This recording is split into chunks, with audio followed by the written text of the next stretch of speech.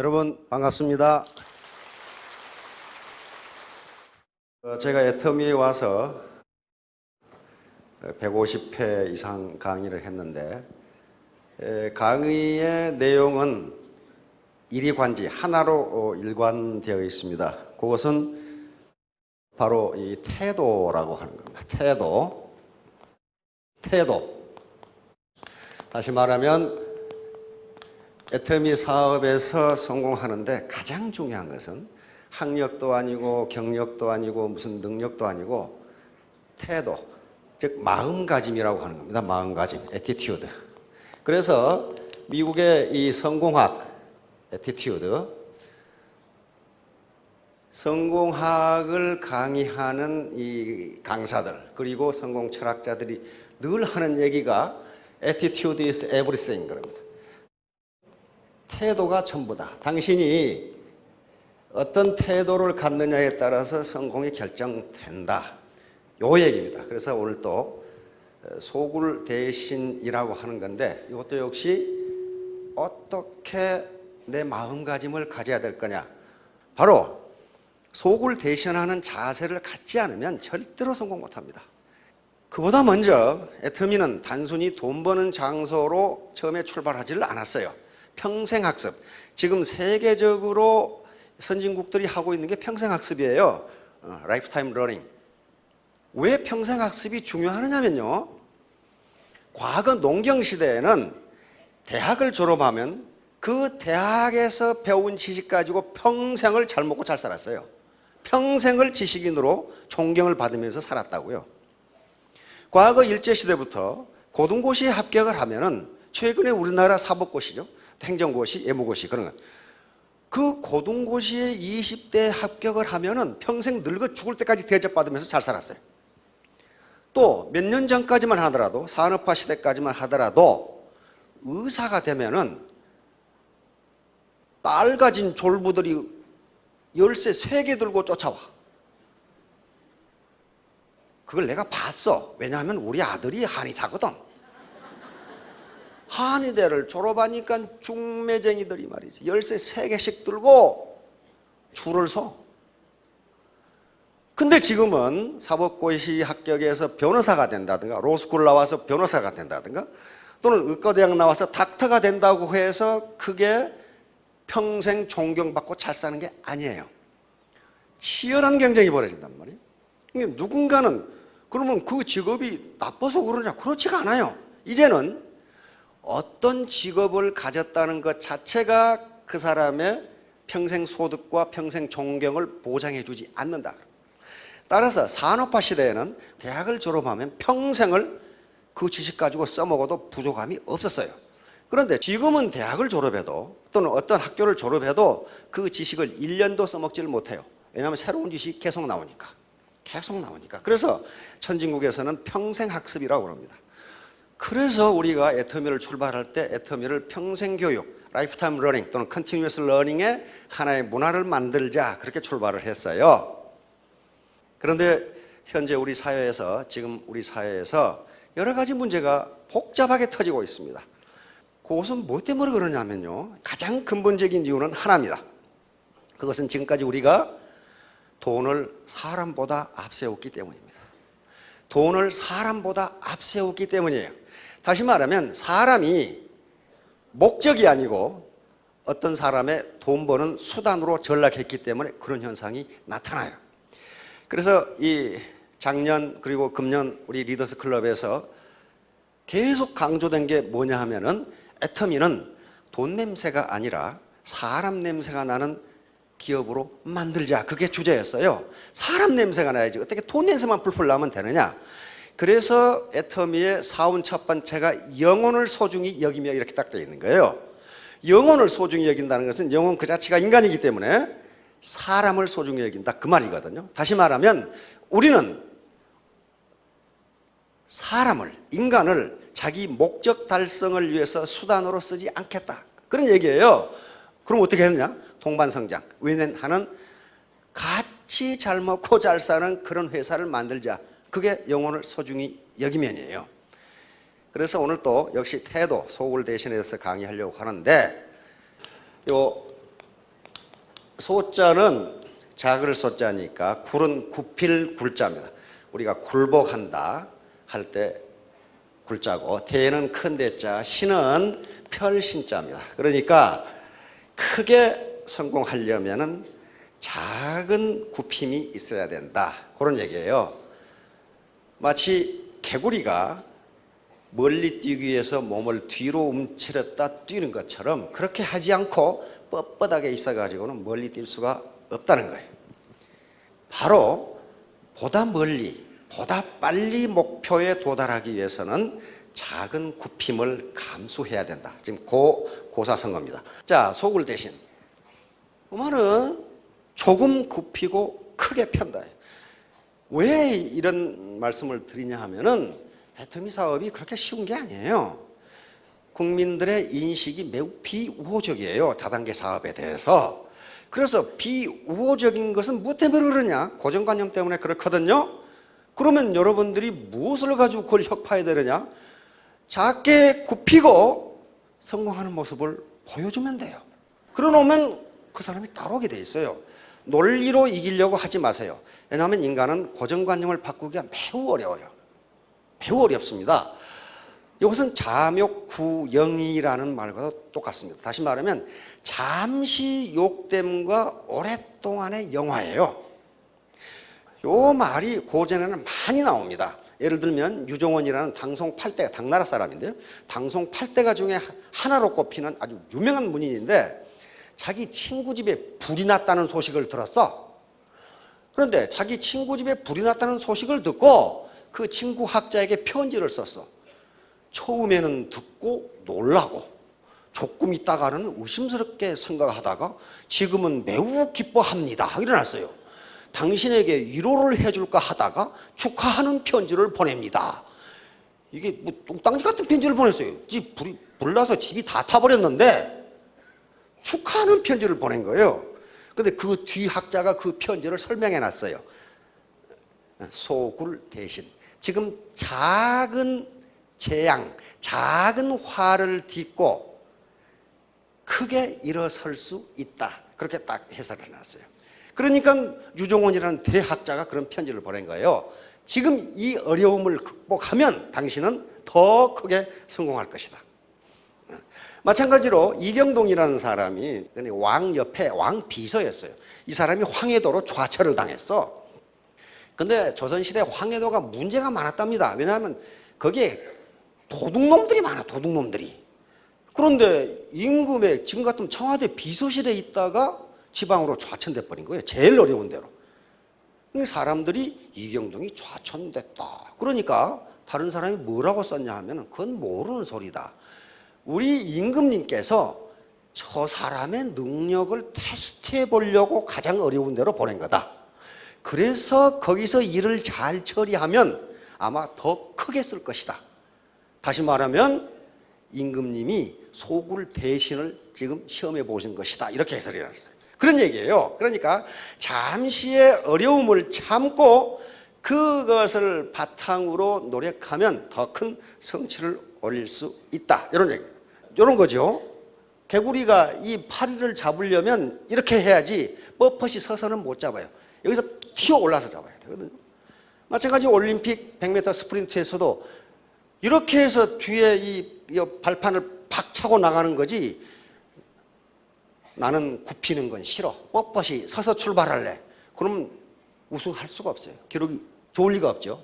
자, 과하지요. 중국에 춘추 전국시대라고 하는 시대가 있었습니다. 이 춘추 전국시대가 주나라 시대인데 500년입니다. 무려 500년이에요. 그러니까 여러분 생각해 보세요. 500년간 전쟁으로 나라를 샌다면 어떻게 되겠어요? 그 시대예요.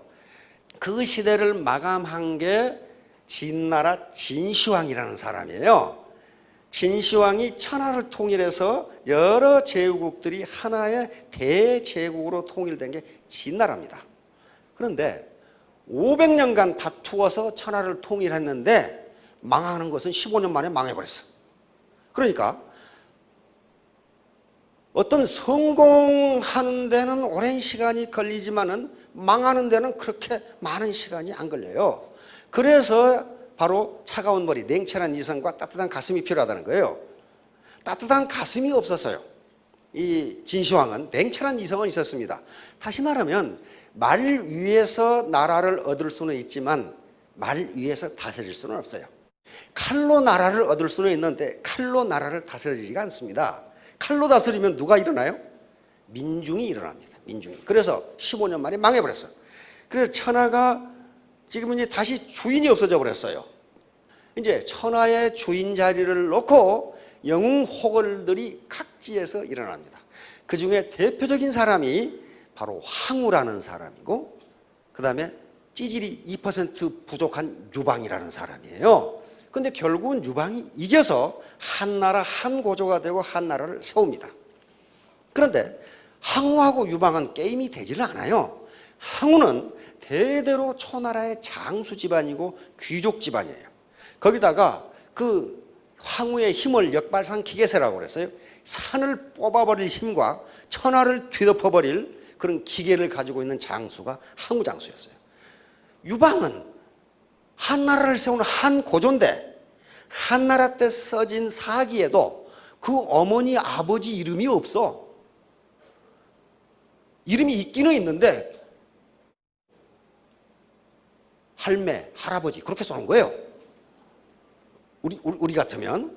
그러니까 그 정도로 보잘것없는 출신이에요.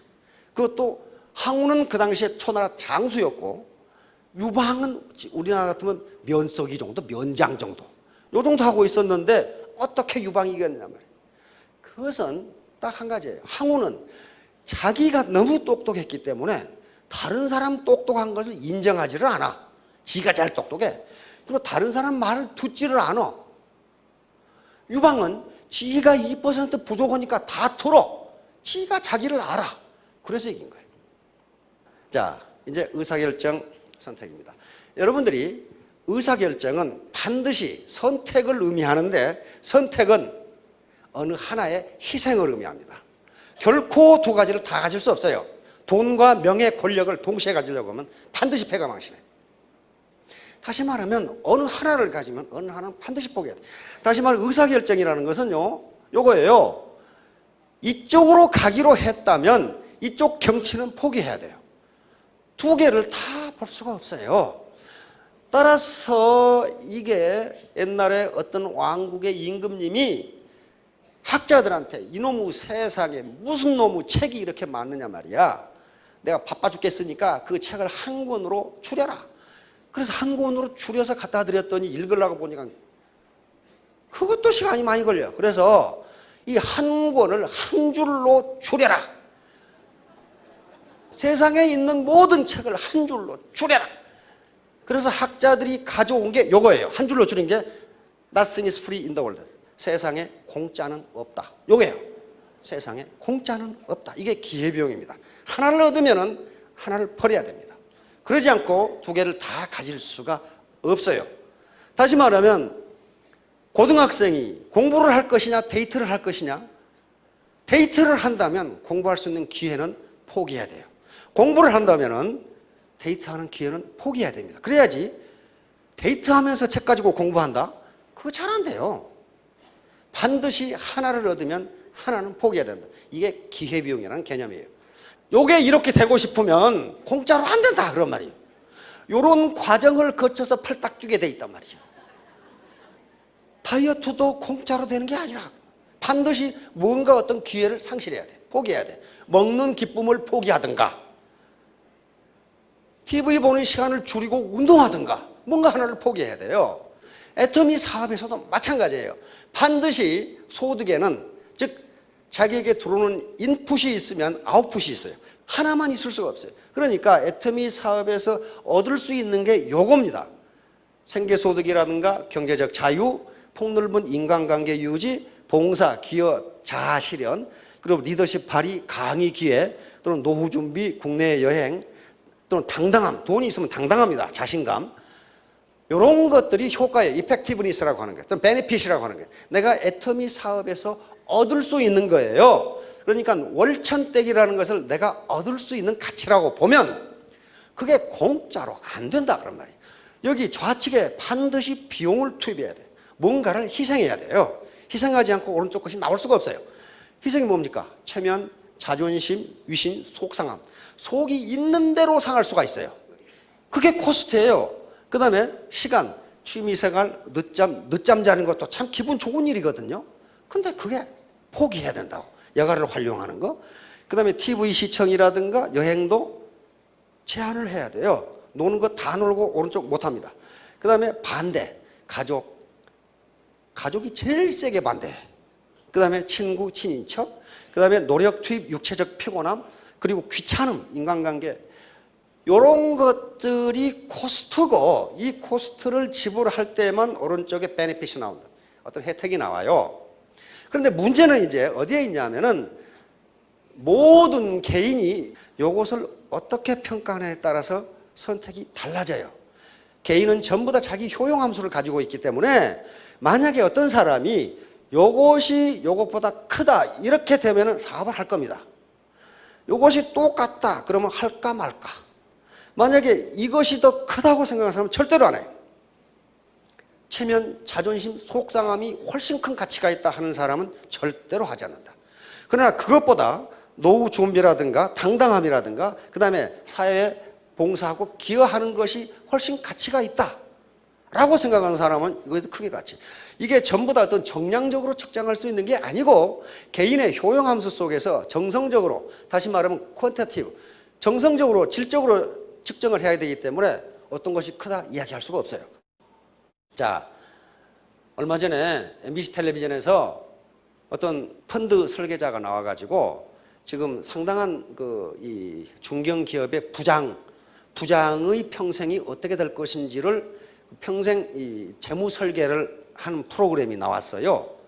현재 중견기업의 부장 정도 되니까 월 받는 것이 한 800만 원, 그러니까 연봉이 한 1억 정도 되더라고요. 그런데 이 재무 설계사가 나와서 그 PD가 이분이 앞으로 어떻게 살아가겠습니까? 그러니까 저 말씀드리기 곤란한데요. 그러더라고. 그리고 왜 그렇습니까? 그랬더니 그 뒷골목에 그 폐지 줍는 영감님 있죠? 그렇게 살아갈 것 같은데요. 그게 딱 맞아요. 이 방법이 아니고는 이 양반은 살아갈 방법이 없다는 거예요, 앞으로. 왜? 지금 은행 대출해서 집 샀는데 원리금도 지금 많이 남아있고 부모님 살아계시고 아들 학교 다니고 어떻게 사냐. 저축한 돈은 없고 그런 얘기를 하더라고요. 그러니까 바로 효용함수의 주관성이 있지만은 효용함수를 평가할 때 장수시대라는 것을 고려해야 된다는 게 장수시대. 앞으로 60세에 정년 퇴임해도 100세까지면 40년을 사셔야 되는데 40년을 사시면 30년을 이렇게 살아야 된다 이 말이에요. 지금 준비가 안 되면은 여기 무슨 말은 좋지 자원 여기 앞에 없어요. 자원 그 말은 고물상 그 말이에요. 지금 여기 할아버지들이 모여서 고물상 지금 차가 앞으로 가고 있는데 이렇게 기울어지고 있는데 차 잘 간다 그러고 있단 말이에요. 지금 이러고 있는 경우가 많아요. 현재 우리나라가 그렇습니다. 그러니까 소굴대신이라는 게 작은 굽힘이 없으면 큰 폄이 없다. 작은 수모를 참지 못하면 큰 성공도 없다. 그런 얘기로 받아들이시면 됩니다. 왜냐하면 이 네트워크 마케팅 사업이 그렇게 존경받는 사업이 아니에요. 그러나 그렇게 하려면 하고 나를 있는 대로 밟으세요. 나중에 후공하세요. 그러면 돼요. 후공하세요. 바로 태도가 중요합니다. 내 마음가짐의 태도는 무슨 돈이 들어가는 것도 아니고 내 마음가짐. 작은 태도의 차이가 큰 결과의 차이를 가져온다. 윈스턴 처칠. 당신의 재능이 아니라 당신의 태도가 당신의 위치를 결정한다. 재능 그 별 필요 없습니다. 애터미 사업에서는 1%만 있으면 돼요. 태도, 내 마음가짐, 내 낮아진 겸손. 마지막에 있죠. 겸손이 섬긴다. 이게 당신의 위치를 결정할 거다. 당신의 직급을 결정할 거다. 그다음에 당신의 인생에 맞게 상황을 조정할 수는 없다. 이 시대를 어떻게 조정할 거예요? 그러나 그 상황에 맞게 당신의 태도를 조정할 수는 있다. 태도는 마음가짐이다. 멘탈 애티튜드예요. 정신 자세, 마음가짐. 나쁜 태도는 펑크난 타이어와 같다. 만일 당신이 그걸 가르치지 않는다면 당신은 결코 아무 데도 갈 수 없다. 아무런 성공도 할 수 없어요. 태도를 안 바꾸면. 승리한 자는 포기하지 않고 포기한 자는 승리하지 못한다. 이건 아주 진리입니다. 그러니까 맨 처음에 우보천리가 요거예요. 우보천리.